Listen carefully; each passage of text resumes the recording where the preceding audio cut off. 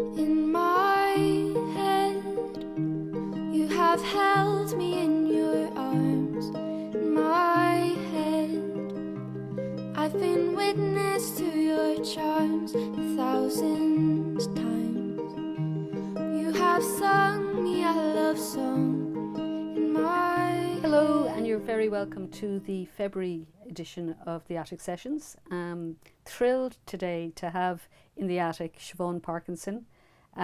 She is a writer for pretty much all ages. She writes from books for kids aged 4, she writes adult books, and pretty much everywhere in between.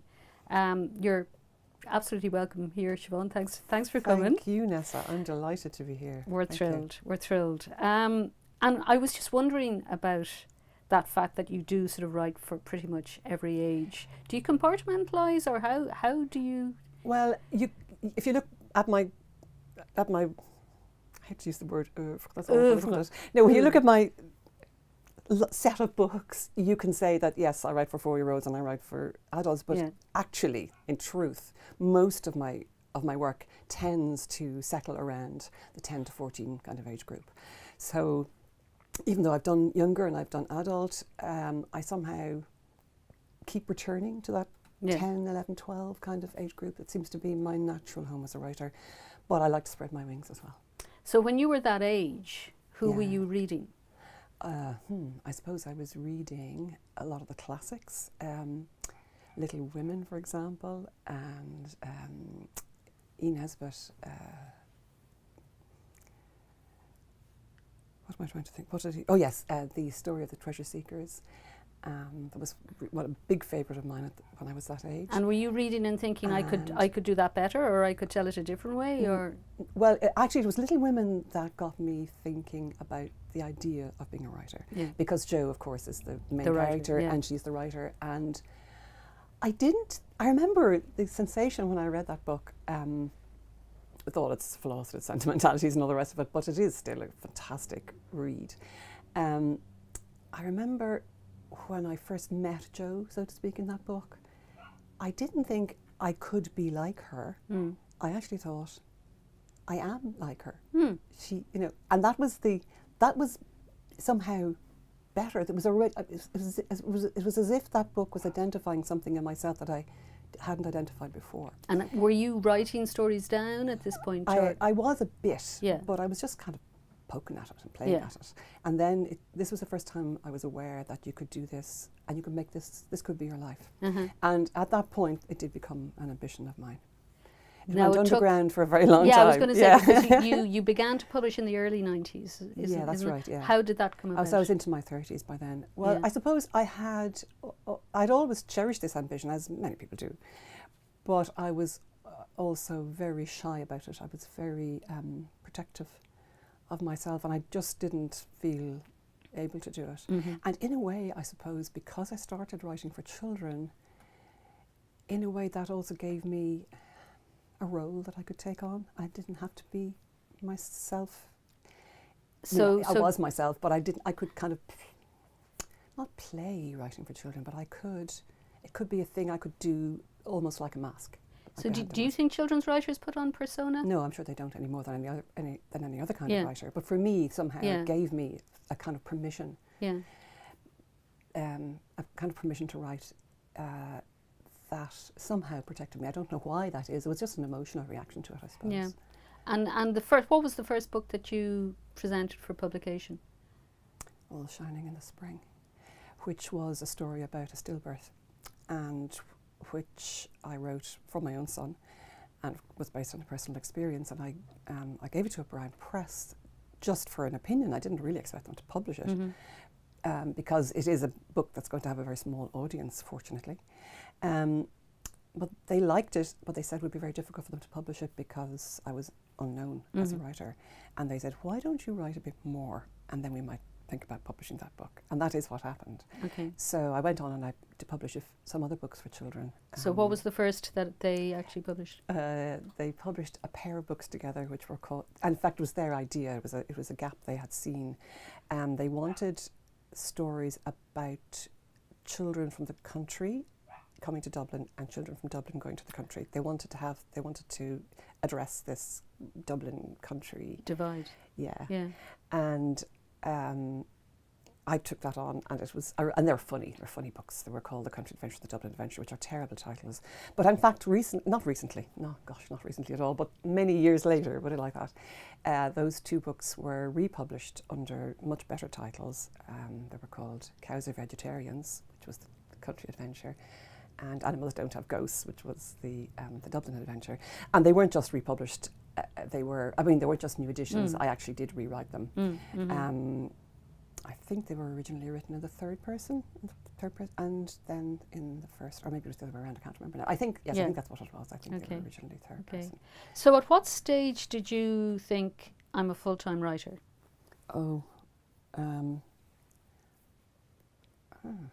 I published quite a few books before I decided that I was going to. I know what precipitated it. I had wanted to write as my main activity for some time, and it would have been the late 90s, around the turn of the millennium.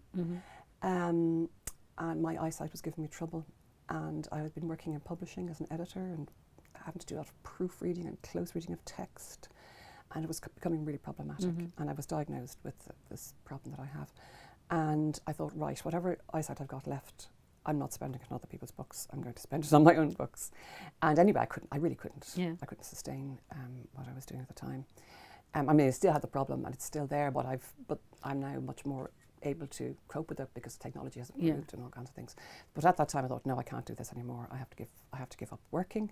So at that point, I was offered a residency in Dublin City, in the Writers' Centre, and I thought, right, this is the point to take the plunge, and it would have been 1999, I think. Now, at that stage, you'd won a couple of awards as well, hadn't you? I think the Bisto in 97, the White Raven in 95. So, certainly people were... White Raven in 95? What was that for? Amelia. Peace for Amelia. No, Peace for Amelia. All right, okay. This is from your website. From my CV. You're from your website, so it must be true. Yeah. So clearly there must have been that encouragement as well, that you were sort of putting things out. I was. Yes, I had been writing for some time, and I suppose I was recognised as a children's writer, and I had won a few things, and I had certainly established myself before I did this. But that sort of focus. Yeah, I suppose that life-changing thing of the eyesight problem really was the impetus for it, for making the change. I remembered you were using Dragon software at one stage, weren't you? No, I wasn't using that, but I was using something similar. I was using Dragon is where you talk to the computer. Yeah. I've never really used that much. It's the other way around. The computer talks to me. Oh, okay.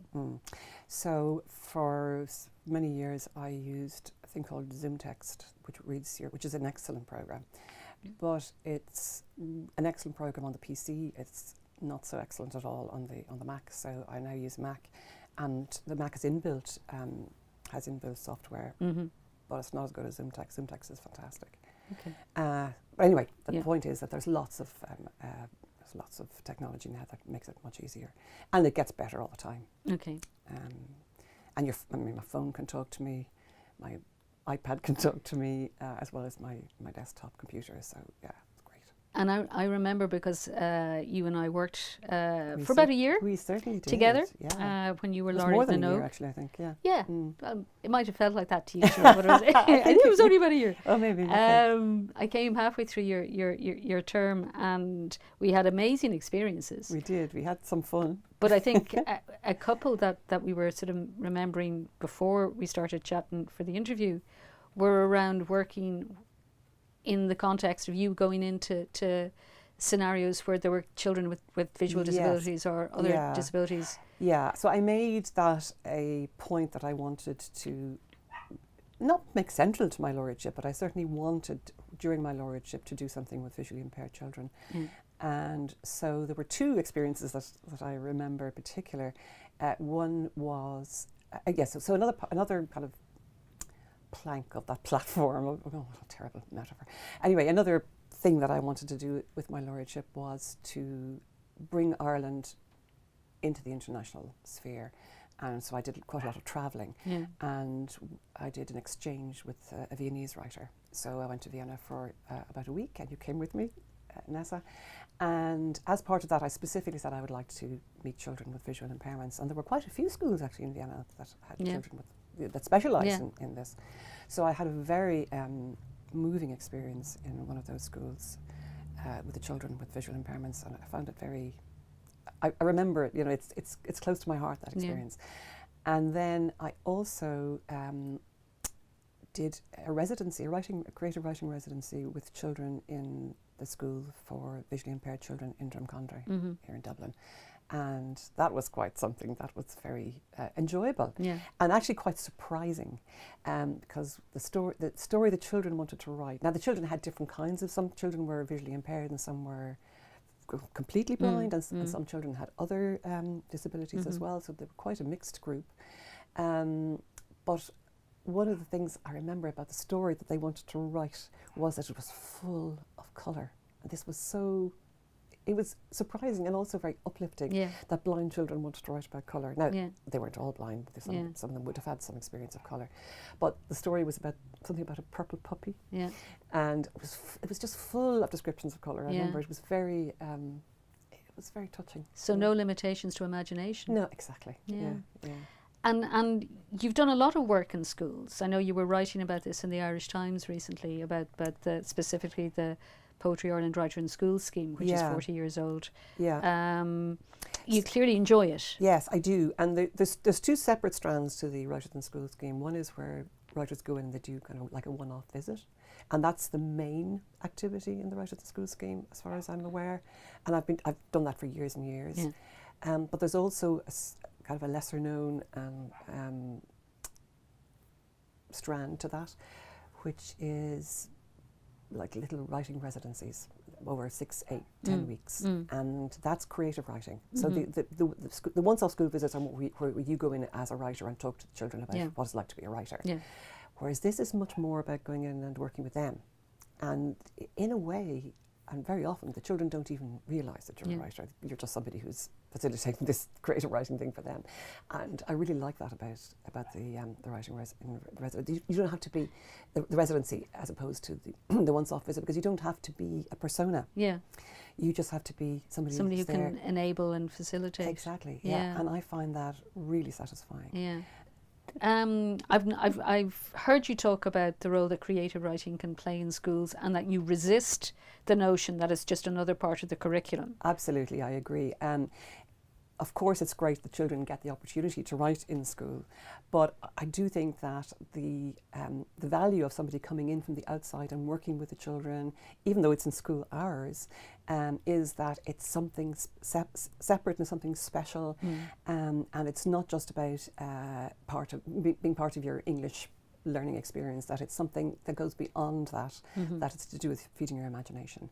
And so that really appeals to me about the Writers in Schools residencies as well, that you can get the children in a completely different space from where they normally are. And sometimes you have to work at that a little bit. Sometimes when you go in, I mean, I've had this experience on a few occasions where you ask the children, what's the most important thing, what do you need to write a story, what's the most important thing to put in a story? And I have on more than one occasion got the answer, full stops and capital letters. Okay. So that is important, but it comes much later, and it comes at proofreading stage, and it's not what creative writing is about. So you have to sometimes, break that down a little bit and say, well, actually, there's other things those things come later, but there are other things that you might want to put in the story apart from full stops and capital letters. Now, you can frequently have a lot of hats to wear, and you go into the classroom, but you're a children's publisher as well as a children's writer now. Yeah. So are they maybe sometimes sort of suggesting they want a story about such and such that nobody has written? Or are they giving you ideas of the types of books that actually should be out there now? Can't put my finger on any particular instance in which that occurred, but I did actually write a story with a group of children a year or two ago, and we published it at Little Island.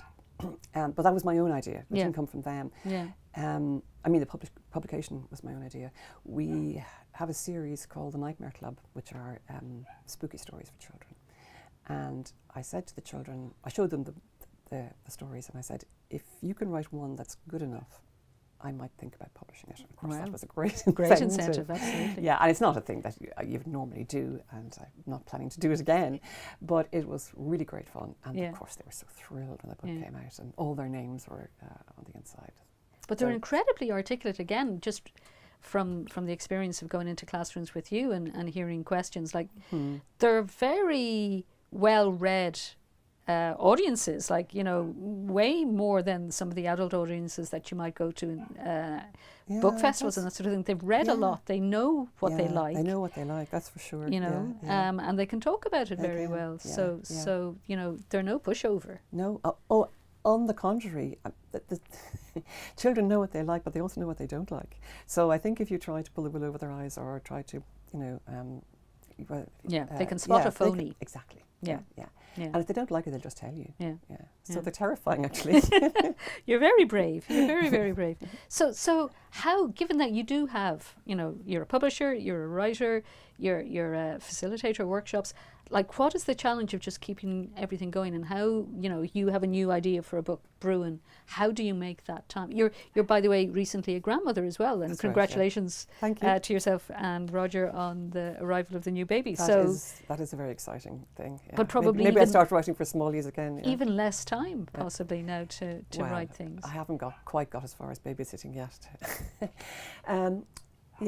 Time is a problem. It is. But on the other hand, all those activities, all those hats, as you say, they are all just different aspects of the same kind of thing.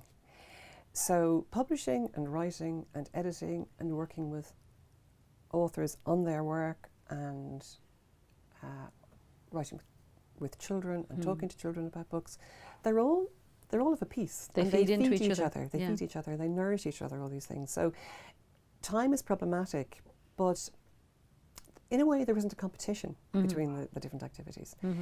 And people ask me, how do you divide your time, or how do you fit in your writing? And really, I just have to fit it in where I can. That's the way it is at the moment. Now, presumably, there'll come a point when I'll withdraw a bit from the publishing.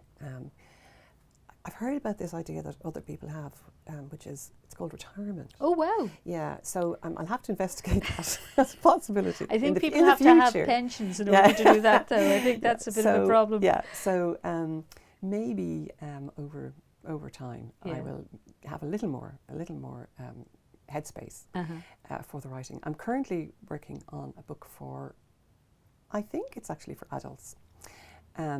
And it's about Grace OMalley. Very good. Pirate Queen. Yes, and it's in Irish, which is very challenging. My Irish is... well, it's good. I've heard you talk. Yeah, my Irish is not bad, but... And it's easier to write, of course, than it is to speak, because you have time to mull it over. Yeah. But every sentence I have to really think about. And in a way, that's very... exciting, because when you're writing in English and it comes fluently and fluidly, you just kind of, you kind of dawdle along.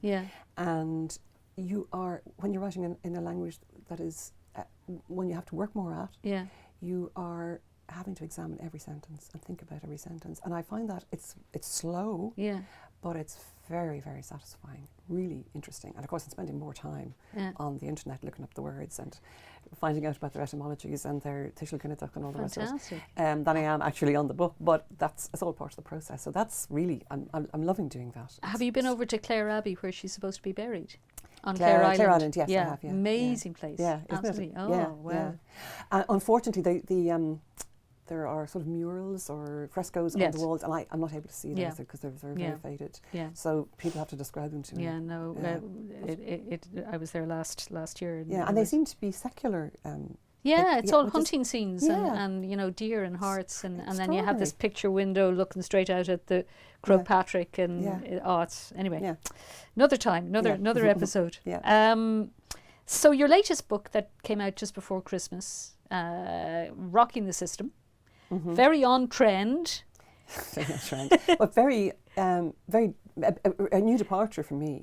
Non-fiction. How did it happen?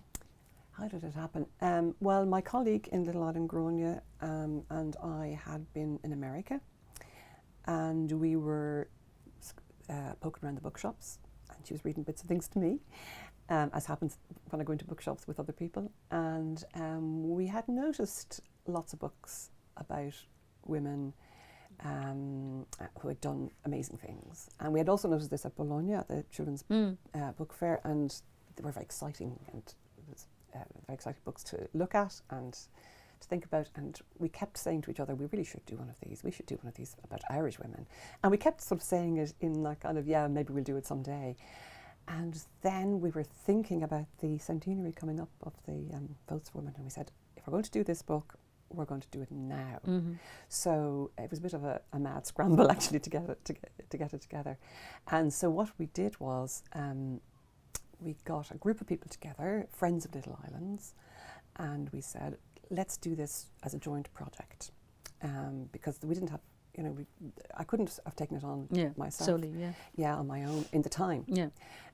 So there were several people involved, and some of them wrote, well, when I say wrote up, they did the research on maybe one woman, some that did two, and in some really stalwart cases they did three. Because it's a really wide historic sweep. It starts with Queen Maeve and it finishes with Sonia O'Sullivan. So everybody did a bit, and then they were all fed into me, and then I wrote them up in my own voice. Although I think you can probably hear other people's voices breaking through here and there. So it's the research was done by other people, and or I did some of it myself as well. But we did it. I then kind of wrote up the pieces that they fit into me. So it was a very unusual experience, but I knew that it was going to be satisfying and exciting to do because of having the experience of working collaboratively with children over so many years. I trusted the collaborative experience. I knew and I'd never have thought that before. Before I'd had that experience in the schools and working with children, writing together. That's the method I use in schools, is to write. To get the whole group of children working on a single story. And I know that works, and I know how exciting it is, and I know how productive it can be. So I knew that I could apply that also in this situation. So that was quite something. So do you think, because there's been a lot of discussion in the media and elsewhere at the moment about, gender equality, equal representation in literature and theatre, what's your take on that? Is it a battle that's still needing to be fought? Oh, it surely is. I mean, we thought when the Field Day thing happened way back in the 90s that this was now, this couldn't happen again. But you know something? It does. Happened again, and it happened again. So yes, women's contribution to literature and also in other parts of public life tends to be overlooked. And I think that's going to take a long time. The culture needs to change. You can't just, you can begin the process by changing legislation. You can begin the process by making people aware that this has to be taken into consideration. But it's a cultural change, and I think it's going to take quite a while to root out that very deep-seated misogyny. And it is. Let's face it, that's what it is. Do you notice it is misogyny? Changes in the classroom though? Because I mean, the culture, I guess, starts forming at that stage. Do you see little girls more interested in, Buzz Lightyear and books about boys' things, or girls have always been more tolerant of things to do that boys do or that are identified as boy things. It's never been a problem. I think it's more that boys tend to grow up thinking that they are somehow above all that. Above things that are of interest to girls. I still do see in the classroom that the boys are more inclined to be vocal than the girls, and one does one's best to sort of get in under that and draw the girls into the conversation. But girls, I do find that a lot of girls, especially coming up to puberty, they start to become very self-conscious. Yes, and they're quiet. Not all of them. But that's a change that's going to be very slow. I think. But your next project that you've been talking about, your Grace OMalley thing, it's a great female role model. I don't know now about a role model. She was a pirate after all, and she was quite violent. But it is after all a novel, so it's not, you know, it's not really meant to have an educational or role model. And she's your version of Grace OMalley. Yeah, so very much so. Yeah, yeah. Well, my take on, see, it's so long ago. Yeah. Yeah, and you just have to make up an awful lot of the stuff, because it's, you know, of course there's been that really very useful and helpful biography by Anne Chambers, which is everybody's basic source for books about Grace OMalley. But when you're writing a novel, you have to bring in all kinds of you have to make up other characters. You have to have having conversations. So it's a very different kind of project. And do you think she does resonate for our times in a way, for some reason? I hope so. We'll see how it goes. Absolutely. Well, thank you so much for coming to talk to us. It's been an absolute joy. And thank you, Nessa. Thank you for having me. I'm delighted to be here. No, we're absolutely thrilled. And once again, thank you, viewers, for watching the Attic Sessions. Always a great opportunity to have writers that we really admire and love in the attic talking about what they do best. Next month we'll come back with something entirely different. Not sure what, but you'll know about it when we do. So thank you very much. Yes, I know that I'm just a dreamer. I dream 'cause it's the closest I'll ever get to you.